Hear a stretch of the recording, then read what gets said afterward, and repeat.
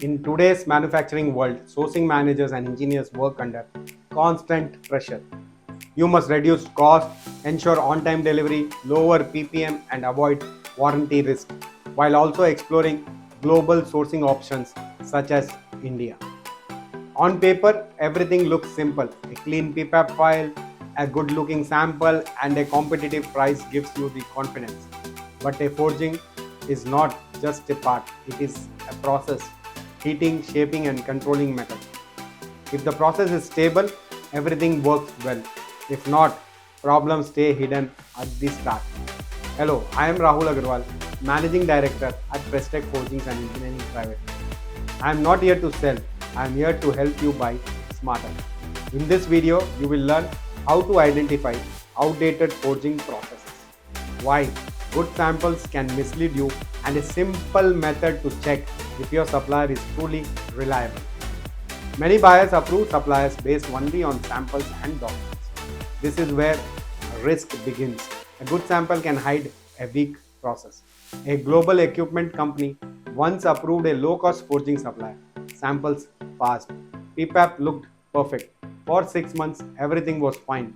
Then the problems started. Parts cracked during machining, dimensions shifted, production slowed. Emergency shipments increased the cost. When they checked deeper, the issue was clear. The supplier used open flame heating, lagged, proper temperature control, skipped die preheating, and had weak heat treatment control. These problems were not visible early.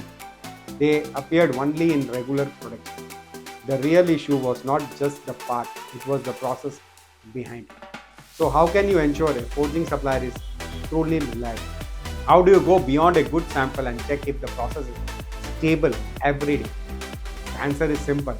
Do not buy a part, buy a controlled process. Use the Forge checklist to evaluate any supplier. F stands for furnace and heating control. Check how billets are heated. Ask for real temperature records. O stands for operator discipline. Observe if work is done consistently with clear instructions. R stands for raw material, traceability. Ensure full tracking from raw material to the final part. G, geometry and die health.